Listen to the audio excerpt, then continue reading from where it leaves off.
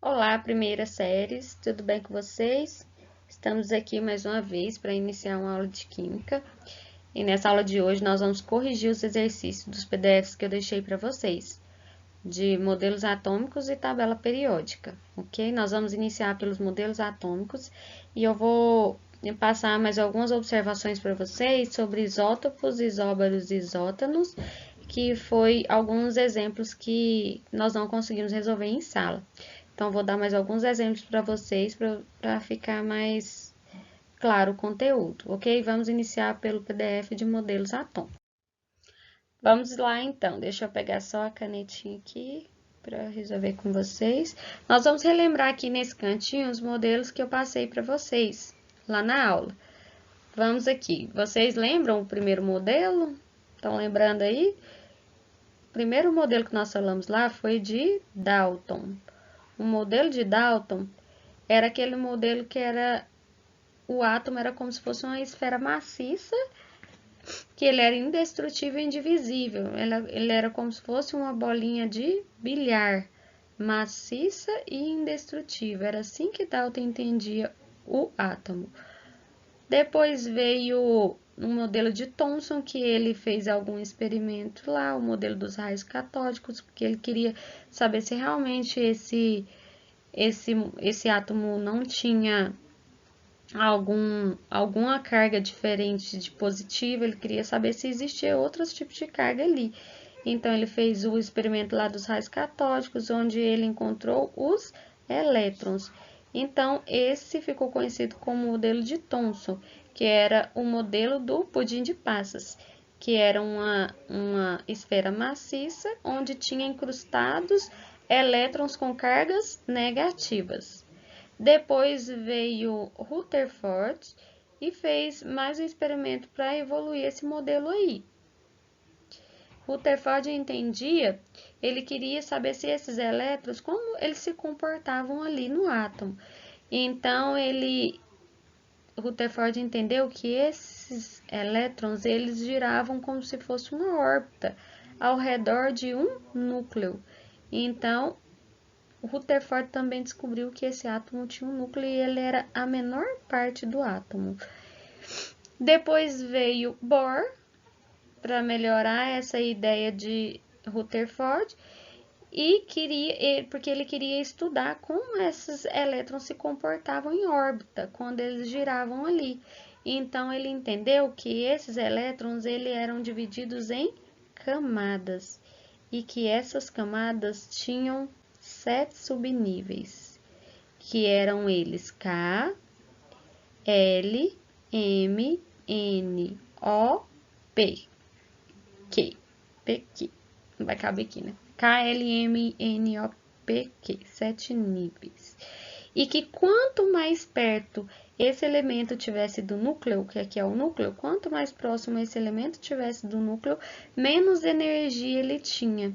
E quando ele iria sair desse nível para um segundo nível, ele tinha que ganhar energia, porque sempre a quantidade de energia mais longe do núcleo, quanto mais longe do núcleo, era maior a energia.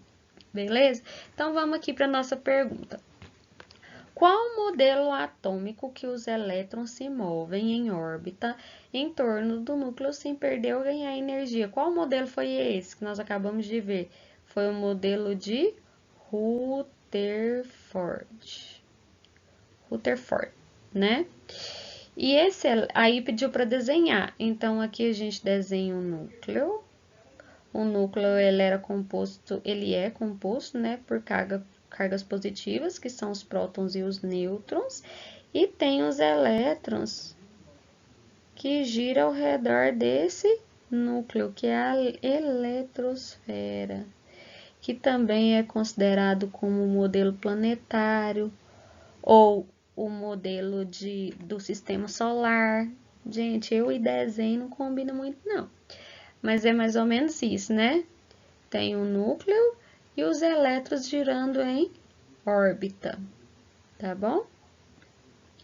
Quem desenhou esse modelo acertou. Depois vocês olham lá nos slides o desenho bonitinho. Mas o modelo eu vou até escrever aqui, porque esse desenho tá dando para identificar, né? Então, o modelo de Rutherford era um modelo onde os elétrons, vou colocar o E representado assim, com carga negativa, giram em torno do núcleo. Aí, a questão da energia, pessoal, ela vem ser descoberta lá por Bohr, né? A quantidade de energia, quem fica mais próximo do núcleo, se é com maior ou menor energia, vem ser discutida lá com Bohr e até nos dias atuais, que os modelos atuais atômicos de hoje são estudados a energia quântica, né? De quanto de energia esse elétron necessita para pular de um nível menor para maior energia. Então, esse é o modelo mais atual, que é o da energia quântica, tá bom? Vamos lá para o número 2. Olha, eu já fiz uma revisão com vocês lá sobre os modelos, né? O átomo na visão de Thomson é constituído de, lembram o modelo de Thomson? Que era uma esfera, né, maciça, onde havia incrustados vários elementos ali de carga negativa, que ele chamou de elétrons. Então, esse era o modelo de Thomson. Então, vamos aqui agora para as opções. O modelo de Thomson tinha os níveis e subníveis de energia? Não, esse aqui era o modelo de Bohr. Ele que estudou nível e subnível de energia. Ele tinha cargas positivas e negativas? Essa aqui tem tudo para ser certo, porque a carga positiva era a massa ali do pudim, né? E as passas eram as cargas negativas. Ele tinha núcleo e eletrosfera? Não, esse aqui é modelo de Rutherford. Tinha grandes espaços vazios? Não, porque o Thomson entendia que era uma esfera maciça e era incrustados os elétrons, então ele não estava solto, não. Então, não era esse, ele girava em orbitais também não, que esse aqui também é Rutherford. Então, realmente só sobrou essa. Quem marcou a letra B, corretíssimo. Vamos lá. De um modo geral, os sucessivos modelos atômicos têm algumas características comuns entre si. Com base na comparação do modelo atual, lembra do que eu falei do modelo atual para vocês? Com os outros, a afirmativa correta é: modelo atual, pessoal, o povo aí, os cientistas mais atual, estudaram a química quântica, a quantidade de energia que um elétron necessita para sair de um nível mais baixo para um mais alto, ou quanto ele precisa perder para voltar no seu estado normal ou fundamental, né? Então, ó, no modelo de Dalton e no atual, cada átomo é indivisível? Não, o atual não defende isso, porque isso aqui já é modelo antigo. No modelo de Rutherford, no atual, cada átomo tem um núcleo? Pode ser, né? Vamos deixar a interrogação aqui. No modelo de Rutherford, no atual, os elétrons têm energia quantizada? Esse aqui deixou mais claro sobre o modelo atual, né? Porque Rutherford também sabia que ele tinha uma energia quando girava, mas não sabia quanto dela. Então, o atual estudou essa quantidade, tem estudado, né? No modelo de Bohr e atual, os elétrons giram em órbita ou elíptica? Não, né? Quem estudou isso aqui foi Rutherford. No modelo de Dalton e no atual, as propriedades atômicas dependem do número de prótons? Também não. Então, pessoal, a única que sobra aqui para a gente mais certa é essa aqui, a coerente, né? Por quê? Porque ele está falando das duas partes, as duas partes estão exatas, porque o exercício te pede para comparar o modelo, que era de um cientista antigo, dos primeiros modelos e do atual. Então, o Rutherford defendia que o elétron ele tinha uma energia e hoje o atual estuda essa quantidade de energia, beleza? Vamos lá, pessoal, agora nós vamos falar um pouquinho de isótopo, isótonos e isóbaros. Porque vocês já viram as duas aulas de tabela periódica e de modelos atômicos, você conseguiria resolver esse exercício aqui tranquilo, beleza? Então, vamos lá. Se um número de nêutrons do átomo X é igual a 12, e seu número de massa, que é A, né, que representa o número de massa, é 30, qual o valor do número atômico desse elemento? Vamos fazer uma revisão aqui do que nós vimos de isótopos, isóbaros e isótonos. Lembra que eu falei para vocês? A dica para vocês pegar na palavra é a letra que está relacionada a isótopos, isóbaros e isótonos. Isótopos, o P, você vai relacionar ele com o número de prótons. Então, você pode até destacar aí no seu caderno a letra P, você circula ou faz o P maior, para você entender que quando você falar de isótopo, você está falando de mesma quantidade de prótons. Lembra? Iso significa igual. Isóbaros, você vai fazer um A aí bem grande no isóbaros, para você entender que está relacionado a elementos que têm a mesma massa. Iso de igual, ou mesma massa. E o isótonos, você vai circular aí a letra N, porque ela vai estar relacionada a mesma quantidade de nêutrons, tá bom? Pessoal, lembra daquela fórmula que eu falei para vocês no final da aula? Para vocês, como vocês acham o número da massa, prótons e nêutrons?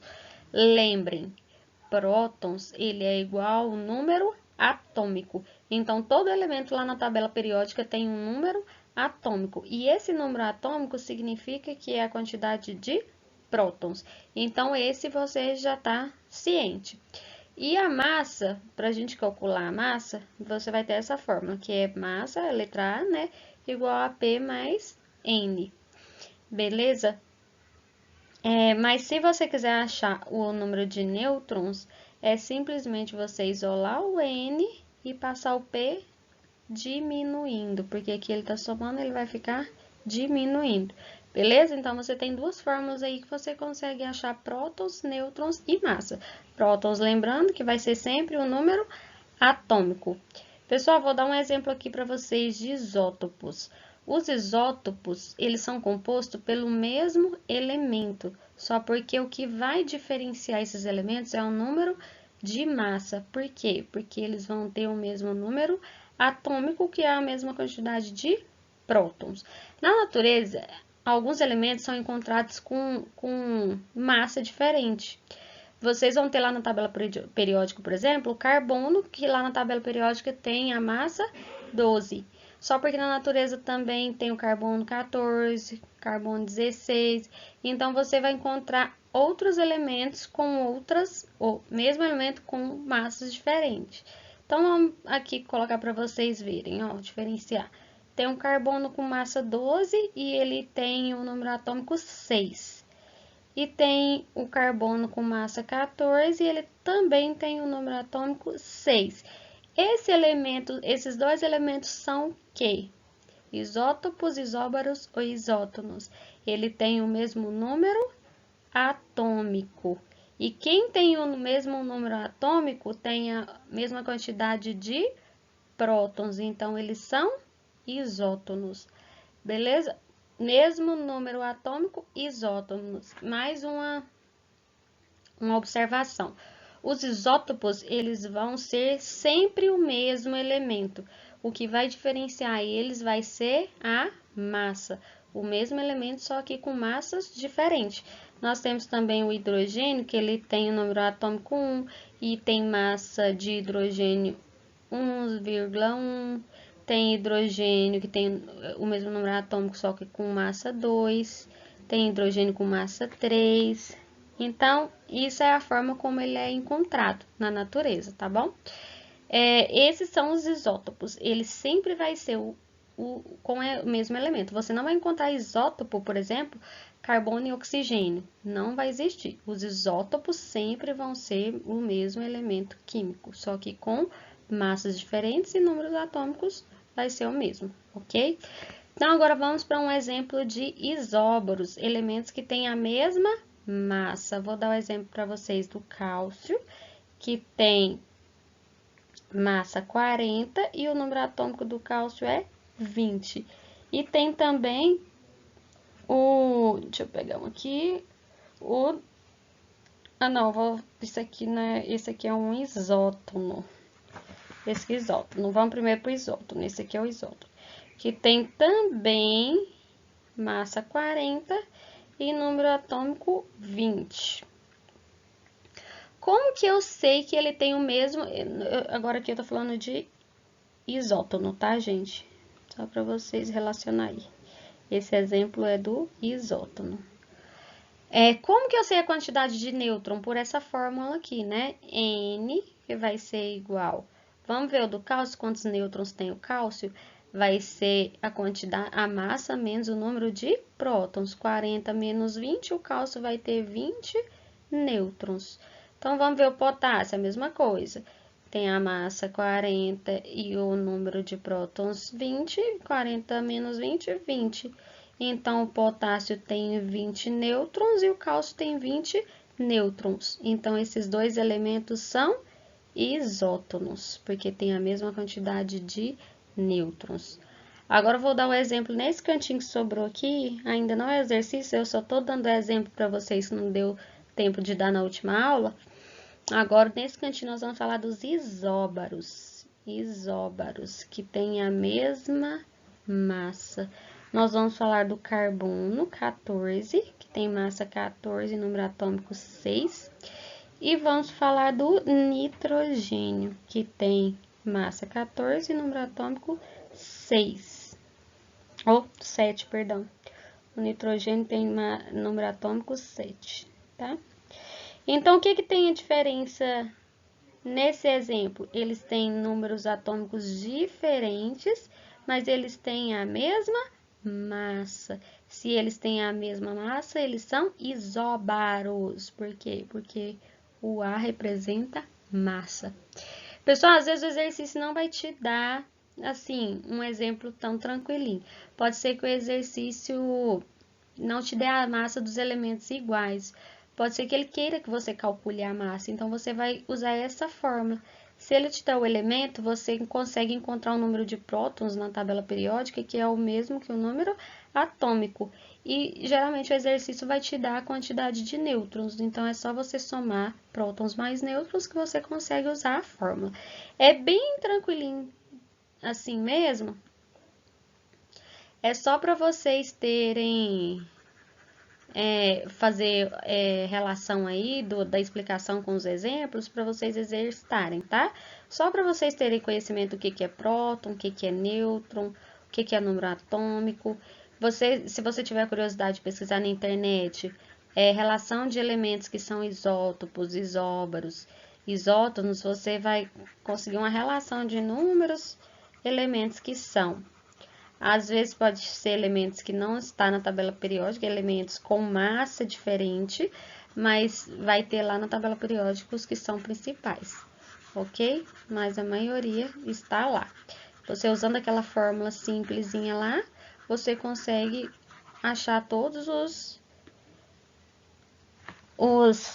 as grandezas atômicas aí, tá bom? De prótons, nêutrons e massa. Vamos lá, então, para o exercício. Se o número de nêutrons do átomo X, vamos colocar aqui, ó, desenhar aqui o átomo X, que ele falou, né? É igual a 12. Então, ele falou que o número de nêutrons do átomo é igual a 12. E seu número de massa é igual a 10. Ó, é igual a 30. Vamos lá, igual a 30. Qual o valor do número atômico desse elemento? Então, ele falou que a massa aqui é 30, a massa fica embaixo do elemento, né? Então, ele quer saber qual o valor do número atômico. a gente vai usar aquela fórmula que eu acabei de revisar com vocês. A igual a P mais N. Eu tenho a massa? Tenho, 30. Eu tenho o número de prótons? Não, porque é o que eu quero saber, que é o número atômico. Prótons, de novo, igual a número atômico. Mas o N, eu tenho N? Tenho. Então, o que que eu vou fazer? Isolar o P, se eu quiser deixar o P de cá para vocês não confundirem como que eu tô fazendo, vou manter o 30 de cá e diminuir de 12. 30 menos 12, 30 tira 10, 20, tira 2 do 20, fica 18. Então, o P vai ser igual a 18. Então, esse número atômico X aí vai ter número atômico 18 e massa 30. Vamos ver na tabela periódica qual elemento que é esse? Número 18, massa atômica 30, vai ser o argônio. Mas o argônio aqui no caso não tem massa 30, então não é o argônio. É um elemento qualquer então, tá? Nesse exemplo aqui. Ele tem só o número atômico igual ao 18. Então, vamos aí pro próximo. Essa aqui já é outro exercício de isótopos, isóbaros e isótonos lá da lista do PDF de tabela periódica, que é o número 1, tá bom? Então, aqui a gente já inicia a segunda lista, ok? Então, vamos lá. Os isótopos, número de prótons, isóbaros, número de a massa, né? Isótonos, nêutrons. São classificações de átomos dos elementos químicos presentes na tabela periódica. De acordo com a quantidade de prótons, elétrons e nêutrons presentes em cada um deles, os elementos químicos cálcio, potássio e argônio, o argônio é o AR, são respectivamente isótopos, isótonos, isômeros, isóbaros ou variedades alotrópicas. Gente, você já podia eliminar duas de cara aqui que a gente não viu, né? Nem falou sobre isso, que foi variedades alotrópicas, isômeros a gente não falou, vocês nem vão aprender por enquanto isso. Então, a gente teria os três, que é isótopos, isótonos e isóbaros. Aí, o que que ele quer saber? Então, você vai lá na tabela periódica e você vai olhar qual é o número atômico do cálcio. 20. A massa do cálcio, 40. Então, vamos ver se dá de cara. O potássio tem o número atômico... Peraí, só um minuto. 20 e massa atômica 40. E o argônio tem o número atômico 18 e a massa 40. Gente, esses números aqui de baixo, ele pode arredondar, tá? Lembra que eu falei para vocês? Sempre que tiver poucos números para completar, por exemplo, 39,99, então você completa para 40 para ficar mais fácil de você trabalhar com esses elementos, tá? Então, aqui tem alguns que era 30, outros que era... Esse aqui era 40,01, esse era 39,99, então eu arredondei todos para 40. Então, o que que eles são? Eles têm o mesmo número de... Responde aí, tem o mesmo número de massa, né? Porque a massa fica localizada aí embaixo. Então, eles são o quê? Se tem a mesma massa, eles são isóbaros. Então, o certo aqui é a letra D. Ok? Às vezes, gente, utiliza número atômico arredondado. Por exemplo, aqui esse exercício tem uma resolução dele que dá um número arredondado, mas aqui na tabela periódica, potássio é dado pelo número atômico 19. Então, é 18, 19 e 20, tá? Mas às vezes tem um exercício que redonda. Então, assim, mais um só não tem problema não. Vamos agora para o número 2. Esse aqui que vocês morrer do coração, né? Com enunciado grande. Mas às vezes eu tô colocando enunciado assim, pessoal, porque sempre, ó, esse aqui é um exercício de faculdade. Então, assim, de vestibulares, né? É uma forma de treinar vocês mesmo a conseguir lidar com exercícios assim, para vocês saberem da melhor forma, um texto básico para vocês conseguirem adaptar melhor a resposta.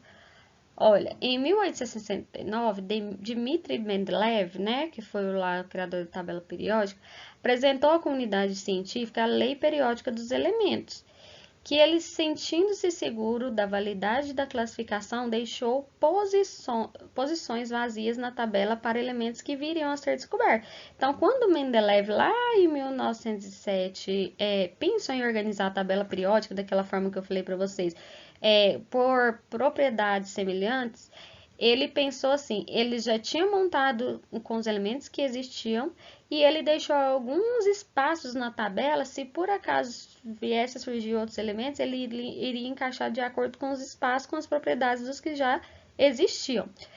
Então, sentindo-se seguro da validade da sua classificação, deixou posições vazias na tabela para elementos que viriam a ser descobertos. Predisse com uma precisão surpreendente suas propriedades.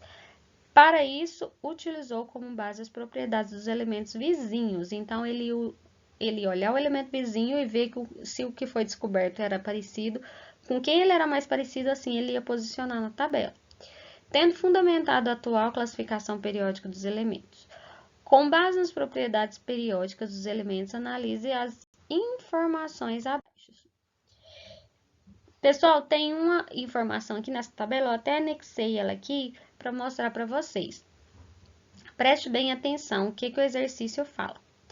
Lembra que eu mostrei para vocês que aqui na primeira coluna, que ela representa o grupo 1, e na segunda o grupo 2, e depois desse lado aqui vem o 13, que são os elementos o quê? Representativos. 15, 16, 17 e 18. Esses são os elementos representativos do grupo 1, 2, 13, 14, 15, 16, 17, 18. E esse aqui é o elemento de transição interna, esse rosa, que são os metais, que também aqui tem metal, né? Do carbono, potássio, selênio para cá, tudo é metal.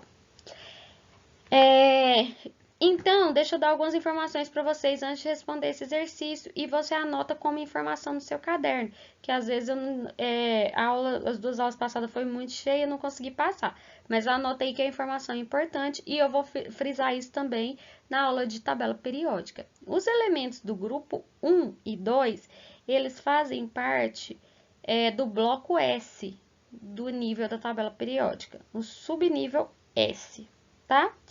Os elementos 13, 14, 15, 16, 17, 18, eles fazem parte do bloco P.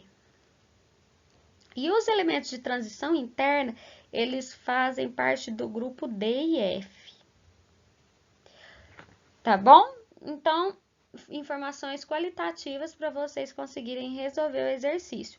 Mais uma informação que vocês precisam saber.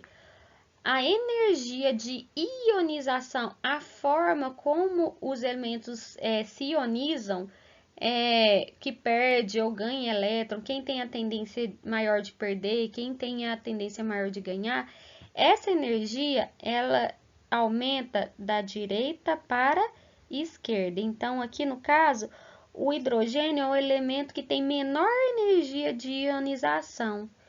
E o hélio, que é o último aqui, tem uma maior energia de ionização. Então, a energia de ionização na tabela periódica aumenta da direita para a esquerda. Energia de ionização.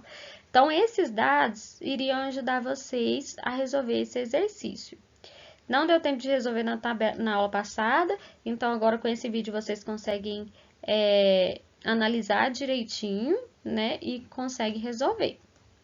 Olha, os elementos do bloco S apresentam baixa energia de ionização. Seus elétrons são perdidos com facilidade. Gente, isso é uma afirmação. Isso é verdadeiro, uma afirmação verdadeira. Por quê? Lembram que a energia de ionização ela aumenta da direita para a esquerda? O grupo 1 e 2 não fazem parte do bloco S, então ele está falando que eles apresentam baixa energia de ionização. É verdade, apresenta baixa. Então, o grupo 1 e o 2 apresenta baixa e eles têm tendência a perder pela sua baixa energia. Então, essa aqui, a número 1, é verdadeira.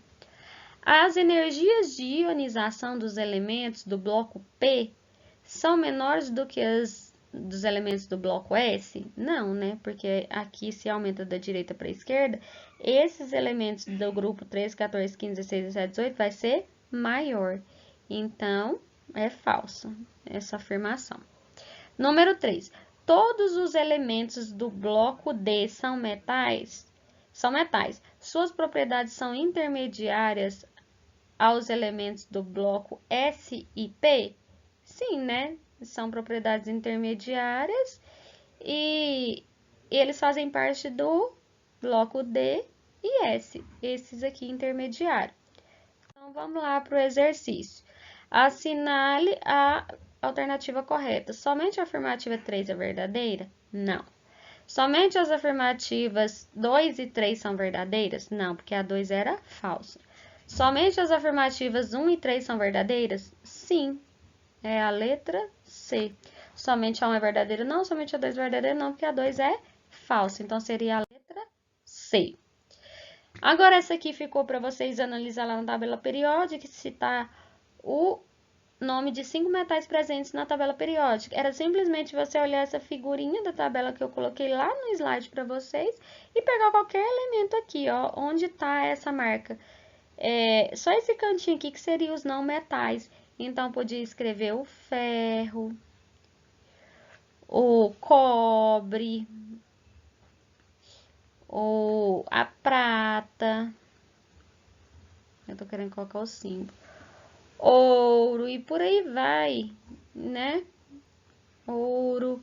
Tudo que tá aqui eu podia colocar, ó, magnésio, como exemplo de metal. Tá bom? Então, toda essa área aqui em laranja são os elementos metálicos, tá bom? Pessoal, vamos então aí para o último exercício, tá? Da lista. E aqui a gente finaliza a correção das duas listas, tá bom? O espetáculo de cores, ó, eu tô aqui com a tabela periódica porque vocês precisam ter a tabela para resolver todos esses exercícios daqui para frente também. O espetáculo de cores que é visualizado quando fogos de artifício são detonados deve-se à presença de elementos químicos adicionados à pólvora. Por exemplo, a cor amarela é devido ao sódio Na. E a vermelha ao estrôncio Sr, na tabela periódica. E ao cálcio, né? Mais um elemento ele citando. E a azul ao cobre. E a verde ao bário. E a violeta ao potássio, que é o K. Sobre os elementos químicos mencionados no texto, é correto afirmar. Pessoal, lá ele vai perguntar quem é alcalino, quem é alcalino terroso, quem é os elementos de transição, que é a transição interna e externa, lembra? O externa é os lantanídeos e as actinídeos, transição interna é aquela parte do meio ali, entre o grupo 1 e 2, 3, 14, 15, 16, 17, 18. Então, o sódio, olha, o sódio ele tá lá no grupo 1, então ele é metal alcalino. Os que estão no grupo 2 é metal alcalino terroso. O cálcio está no 2, então ele é metal alcalino terroso. O cobre, ele está nos elementos de transição, que ele está no meio, elemento de transição. O bário, ele também é elemento de transição. Quer ver? Deixa eu só conferir aqui o bário. Não, o bário é metal alcalino terroso, que ele está no grupo 2. O potássio, ele é metal alcalino, que ele está no grupo 1. Gente, isso aqui eu passei na aula passada para vocês, lá naquela tabelinha no outro vídeo, tá? E o estrôncio, ele tá no grupo 2, então ele é metal alcalino terroso. Então, vamos lá, responder o nosso exercício. O sódio e o cálcio são metais alcalinos? Sódio e cálcio. Sódio está no grupo 1 e cálcio no grupo 2. Então, não, porque um é alcalino, o outro é alcalino terroso. O estrôncio e o bário são metais alcalinos terrosos? O estrôncio está no grupo 2 e o bário está no grupo 2. Então, eles são alcalinos terrosos, até que essa aqui tá certa. O potássio e o bário são alcalinos terrosos? Não, porque o potássio está no grupo 1. Então, essa aqui também é errada. O cálcio é um metal alcalino? Não, ele é alcalino terroso, então já fica errado. O cobre é um metal de transição? Sim. O potássio é um metal alcalino terroso? Não, porque o potássio é um metal só alcalino. Então, só sobrou a alternativa B, sendo a certa. Ok? Pessoal, a nossa correção para aqui, tá bom? Muito obrigada a todos vocês. Voltam o vídeo. Às vezes fica longo, porque não é a mesma coisa, né, de conversar com vocês. E às vezes até rende mais, senão acho que eu não conseguiria corrigir tão rápido duas listas, né? E dando, assim, alguns exemplos mais para complementar o conhecimento de vocês. Muito obrigada a todos. Qualquer dúvida, pode me perguntar, pode me chamar no WhatsApp, ok? Beijo e até a próxima.